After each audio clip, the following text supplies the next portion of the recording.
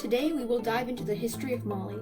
This will also include other similar countries around it, such as Senegal and Niger. First, I want to announce that videos will be made at a much less frequent pace.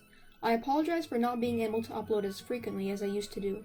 I also want to thank you all for helping my channel reach 100 subscribers. It means a lot to me that you care about history and want to support my channel. The civilizations of Mali are particularly unique, as they adapted to living in the semi-arid region of Africa known as the Sahel. Mali and the region of Africa are often overlooked because it has been relatively isolated from other civilizations. However, they have a rich history of their own and have also influenced other parts of the world. The first civilization in the Sahel region was the city-state of Gennady. It flourished during the early 1st millennium AD. The city was noted for its astonishing size, which was thanks to its location near the Niger River. It became a focal point for trade at its peak, as it provided traders with access to the numerous metals found in the region, the most famous of which was gold. The establishment of the trans-Saharan trade routes led to the introduction of Islam to the area. The old city of Gennady was abandoned, and the new city with the same name was founded by Muslims. This era of trade led to the establishment of another great state, the Ghana Empire. It was based in the city of Kumbi Saleh.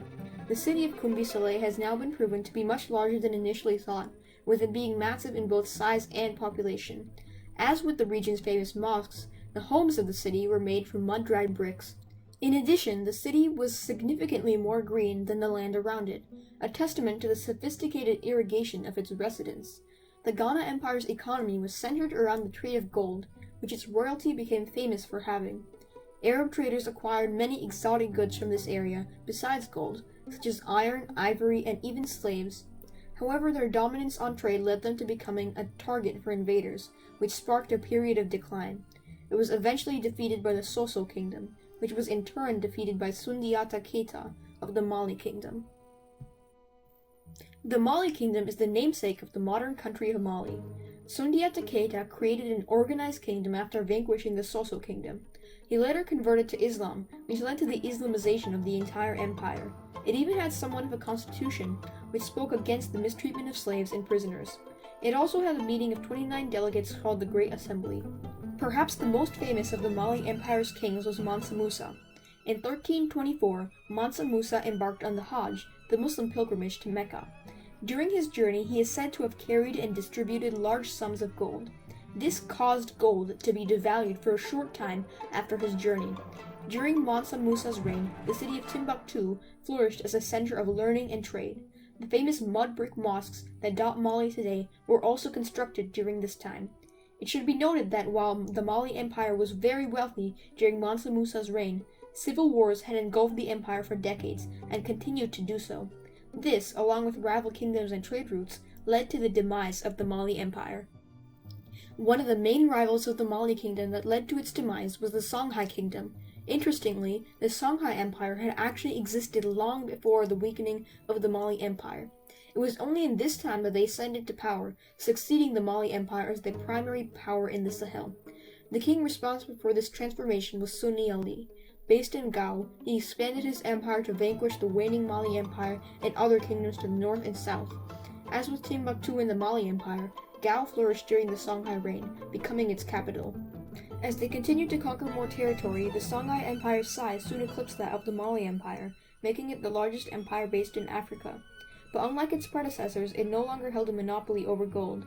The Portuguese Empire set up a colony in Ghana, allowing them to access gold fields there. However, the Songhai discovered another valuable product, salt.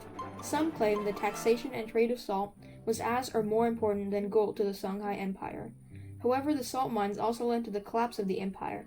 A battle with the Sultanate of Morocco over the control of salt mines resulted in the demise of the Songhai Empire. The final kingdom in the region of West Africa before the French took over the area was the Dendi Kingdom. It was formed from the eastern parts of the Songhai Empire. The location of its capital, Lulami, is unknown. It became independent after the Sultanate of Morocco defeated the Songhai Empire. The Dendi Kingdom was the next target of the Moroccans, but they were occupied with revolts in Gennady. Eventually, the Moroccans abandoned the region. The French easily ousted this kingdom, becoming the rulers of the entire region of West Africa. Fast forwarding to the 20th century, the French began giving its West African possessions more and more autonomy. In 1959, there were talks of the entirety of the French West Africa to become one independent nation, but eventually this failed. Mali and Senegal became the Mali Federation in 1960, but after tense relations between the two regions, they split, forming the country of Mali we know today. However, there have continued to be coups and turbulent changes in leadership in the country to this day.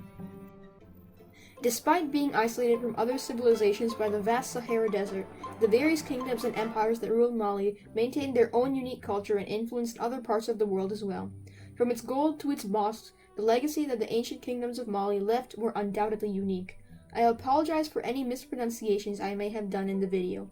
Thank you for watching, and feel free to comment any suggestions, questions, or corrections. I would appreciate if you considered subscribing, as less than 10% of my viewers are, and it helps support me in making content.